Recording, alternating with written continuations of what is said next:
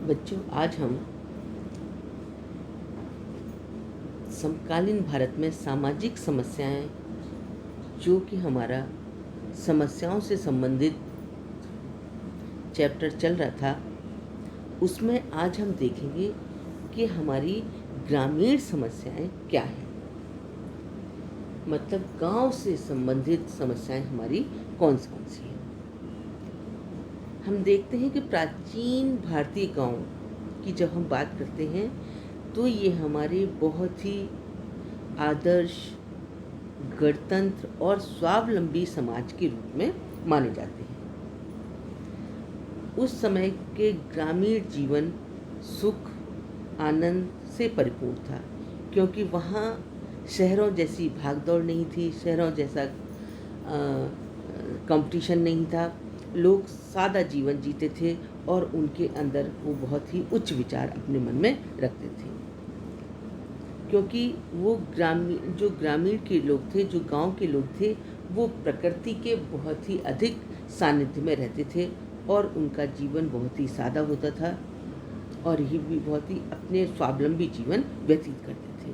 लेकिन अंग्रेजों के आने के बाद से गांव की दशा बहुत ही बिगड़ गई और जो गांव कभी आदर्श जीवन के एक प्रतीक माने जाते थे, वे समस्याओं से ग्रसित हो गए, या यूं कहा जाए कि वो समस्याओं के गढ़ बन गए। गांव में सामाजिक विघटन की स्थिति पैदा हो गई और उसके साथ ही बहुत सारी सामाजिक समस्याओं ने जन्म ले लिया, क्योंकि वहाँ पे जमींदारी प्रथा थी और जमींदारी प्रथा के कारण किसानों का बहुत ही शोषण हुआ। किसान गरीब हो गए और ऋणग्रस्त हो गए। गांव में संयुक्त परिवार, जाति प्रथा, धर्म, ग्राम पंचायत, बेकारी, मुकदमेबाजी, बीमारी और गंदगी से ग्रस्त हो गए। गांव में जो कुटीर उद्योग धंधे चलते थे, वो उनके जो खुद के व्यवसाय थे वो चौपट हो गए और ग्रामीण लोग शहरों की तरफ अपना जीवन यापन करने के लिए आने लगे, जिससे औद्योगिकरण, नगरीकरण और यातायात के विकास के साधन तथा नवीन न्याय व्यवस्था, भौतिकवाद आदि ने ग्रामीणों को समस्याओं को जन्म दिया, जिससे वो बहुत सारे जो समस्याएं थी गांव में वो पनप गई। इसके बाद हम देखेंगे कि जो हमारे भारत में है वो किस तरह की ग्रामीण समस्याएं मानी जाती हैं। हमारे भारत के गांव में कौन कौन सी ग्रामीण समस्याएं मानी गई हैं, जिसमें सबसे पहली है ऋणग्रस्तता। मतलब गांव के जो सबसे प्रमुख गंभीर समस्या है वो है ऋणग्रस्तता की, क्योंकि यहाँ के जो लोग थे वो पूरी तरह से प्राकृतिक साधनाओं पर निर्भर थे, जैसे भूमि के उपजाऊपन, खनिज भंडारों की बहुलता एवं जनसंख्या की विशालता के बाद भी ग्रामीण अर्थव्यवस्था जो थी वो बहुत ही पतन की ओर चलने लगी। यहाँ के किसान जो थे बहुत गरीब हो गए और दरिद्र हो गए और ऋण के बंधनों में जकड़ गए कि वो अपनी छोटी मोटी, आप देखते हैं कि गांव में लोगों शिक्षा की कमी है, लोग जानते नहीं हैं कि बैंकों में भी ऋण मिलता है, इसलिए वो या तो साहूकार और या जमींदारों से जो है वो ऋण लेते थे अपनी छोटी बड़ी आवश्यकताओं के लिए। इस तरह से वो धीरे एक के बाद जब ऋण लेते गए तो वो ऋण के बंधनों में पूरी तरह जकड़ गए और वे जो देश में समृद्ध कृषि के सभी तत्व, जैसे कृषि योग्य भूमि, विभिन्न फसलें पैदा करने वाली जलवायु, पानी की सुविधा और किसान जो होते बहुत परिश्रमी होते हैं, उसके बावजूद भी कृषि व्यवस्था जो थी वो बहुत ही पिछड़ती चली गई और जो भारत के गांव थे वो निर्धनता की छाया उन पे पड़ गई और वो निर्धनता के बीच में फंस गए। अब वो मतलब किसान गरीब होते होते इतने गरीब हो गए कि कुछ लोग तो अपने 2 वक्त की रोटी के लिए भी परेशान रहते थे और अपनी आवश्यकताओं की पूर्ति के लिए उन्हें ऋण लेना ही लेना होता था।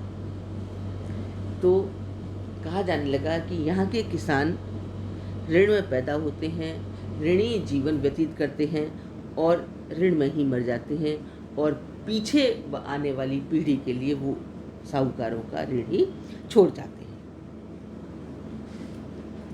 दूसरी हमारी बेकारी की समस्या। जैसा कि हम देखते हैं आज भी हमारे शिक्षित समाज में भी, जहाँ बहुत ही नगरीकरण हो गया है, जीवन के बहुत आधुनिक साधनों के साथ हम अपना जीवन यापन कर रहे हैं, लेकिन फिर भी बेकारी की समस्या बहुत ही बड़े रूप में हमारे समाज में अपना मुंह फैलाए खड़ी हुई है। अब हम बात करते हैं कि जो ग्रामीण बेकार है, मतलब हम ग्रामीण समस्या की बात कर रहे हैं, तो वहाँ पे भी बहुत सारे ऐसे बेकार लोग हैं, है ना, जो अपनी बेकारी का जीवन व्यतीत कर रहे हैं, सुविधाओं के अभाव में अपना जीवन व्यतीत कर रहे हैं। क्यों? क्योंकि उनके पास धन की बहुत कमी है, पहले से ही वो ऋणग्रस्त हो चुके हैं, ऊपर से बेकार है। कि बेकारी भी गांव की एक बहुत ही गंभीर आर्थिक समस्या है। जहां औद्योगिकरण ने अनेक सुविधाएं प्रदान की हैं, वहीं औद्योगिक ग्रामीण में कुटीर व्यवसाय को नष्ट कर दिया है। जो छोटे छोटे गांव अपनी आवश्यकताओं की पूर्ति के लिए अपने छोटे छोटे ग्रामीण उद्योग धंधे चलाते थे, वो सब बड़ी बड़ी मशीनों के द्वारा जब पैदा होने लगे तो उनके उद्योग धंधे बंद हो गए। तो वो पहले से ऋणग्रस्त थे, ऊपर से और बेकार हो गए। कि जब हम देखते हैं कि कुछ लोग काम करना चाहते हैं, है ना, और वो काम करने की इच्छा रखते हैं, काम करने के लिए प्रयत्न करते हैं और योग्य भी हैं, काम करने के योग्य भी हैं, और उनका अपना जो उद्देश्य है वो धन को प्राप्त करना है, अपने आर्थिक उद्देश्य है, अपनी आवश्यकताओं की पूर्ति के लिए धन कमाना है, लेकिन फिर भी इन सब चीज़ों के बावजूद भी उनको काम नहीं मिलता। और जब काम नहीं मिलता तो फिर वो अपनी आवश्यकताओं की पूर्ति के लिए थोड़ा छोटा मोटा किसान साहूकारों से धन लेते रहते हैं। किसी व्यक्ति की मृत्यु हो जाती है तो उनके बेटे ऋण ले लेते हैं, उनको अपने बच्चों की शादी करनी है तो ऋण ले लेते हैं, घर में कोई बीमार हो गया तो साहूकारों से ऋण ले लेते हैं, और ऐसे करके उनकी ऋण की जो व्यवस्था है वो आगे से आगे चलती रहती है।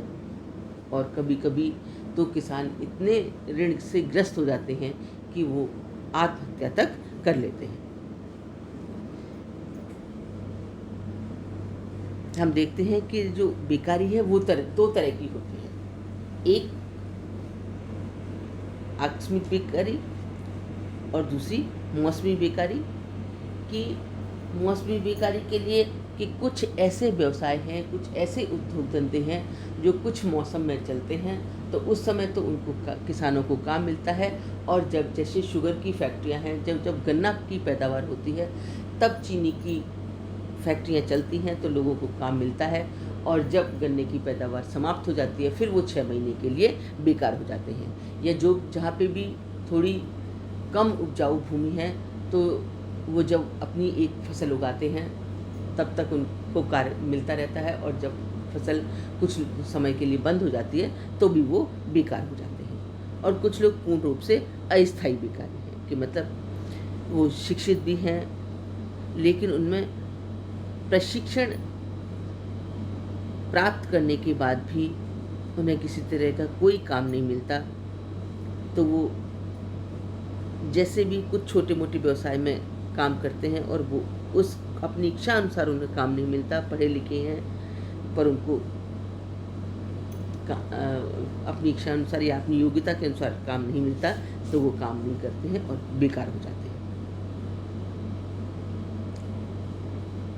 कुछ ऐसी भी है कि ऐच्छिक बेकारी, जब व्यक्ति काम करने की क्षमता होते हुए भी आलस्य में पड़ा रहता है, कम मजदूरी या मजदूरी में कटौती होती है, आदि कारणों से भी वो काम करने की इच्छा उसमें समाप्त हो जाती है और वो बेकारी हो जाती है। तीसरी है गरीबी की समस्या। जब हमारे सामने दो हैं, एक तो ऋणग्रस्तता कि हर व्यक्ति ऋण से ग्रसित है और उसके बाद वो ऋण कहाँ से चुकाए या अपनी आवश्यकताओं की पूर्ति कहाँ से करे, तो इसके लिए वो और ऋण ले लेता है और उसके बाद वो कैसे थोड़ा थोड़ा ऋण लेते लेते लेते लेते अपनी आवश्यकताओं की पूर्ति के जो कुछ उसकी थोड़ी सी ज़मीन जायदाद है वो भी बिक जाती है और वो पूर्ण रूप से गरीबी से ग्रस्त हो जाता है। तो हम देखते हैं कि गांव में एक सबसे सामाजिक एवं आर्थिक समस्या जो है वो गरीबी की समस्या है कि ग्रामीण जो हैं वो बहुत ही कैसे हैं, गरीब हैं, है ना।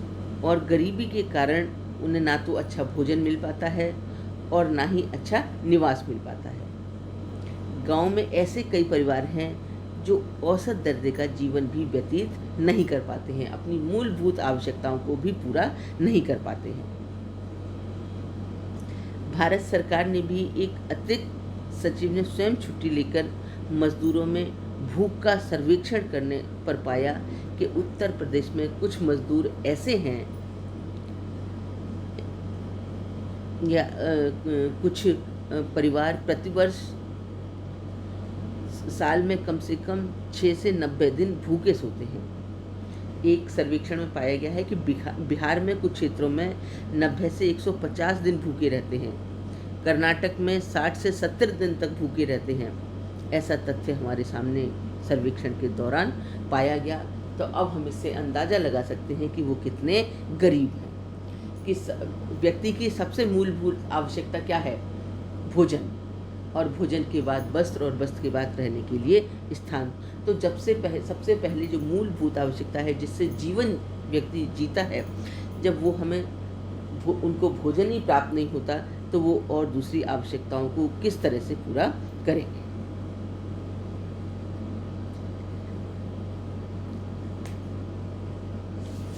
तीसरा है जनसंख्या की समस्या।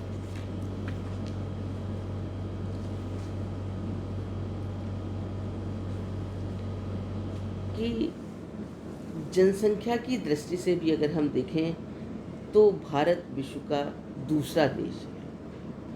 जहां पश्चिमी देशों की जनसंख्या घट रही है, वहीं भारत की जनसंख्या दिनों दिन बढ़ रही है।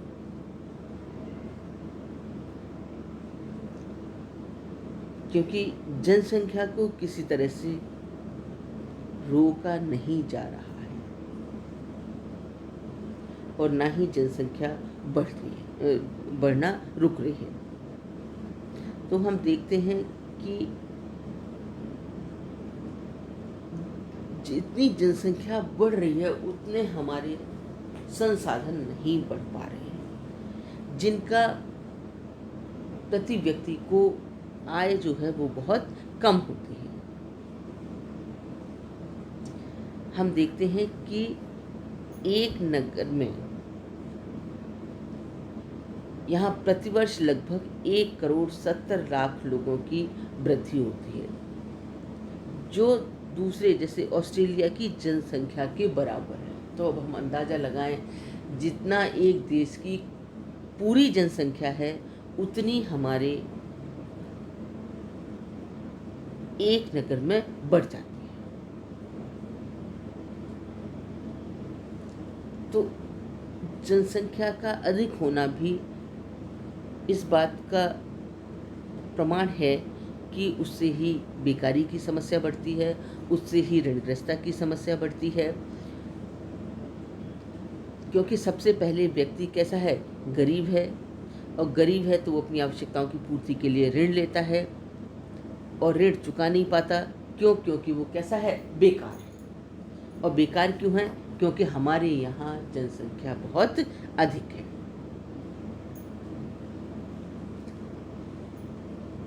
इसके लिए प्रशासन, सामाजिक कल्याण आदि को प्रभावित करती है। बेकारी एवं गरीबी को जन्म देती है कि जब बेकार हैं इसीलिए वो गरीब हैं, कि कहा जा सकता है भारत में जन विस्फोट हो रहा है। शहरों की अपेक्षा गांव में जनसंख्या वृद्धि की दर बहुत ही अधिक है।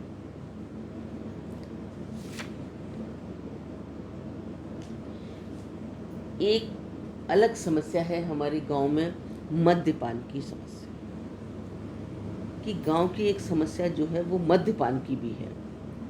एक तरफ तो लोग गरीब हैं, हम देखते हैं कि साधारण सबकी हमें खाने के लिए भोजन नहीं है, पहनने के लिए कपड़े नहीं है, रहने के लिए मकान नहीं है, और उसके बाद भी हम क्या करते हैं, नशा करते हैं।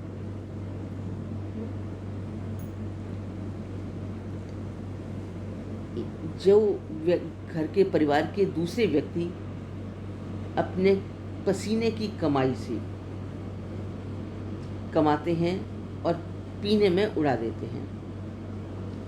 शराब जब कभी उत्सवों व त्योहार के अवसर पर स्वास्थ्य लाभ की दृष्टि पी जाती है, तब तक तो उसे एक उचित माना जाता है, किंतु जब एक व्यक्ति आदतन रूप से शराब पीने लगता है और वे अपने धन की बर्बादी करने लगता है, तो वो एक बहुत बड़ी बुराई के रूप में धारण कर लेती है। जैसे हम देखते हैं कि शराब का प्रयोग कई लोग कई कारणों से करते हैं।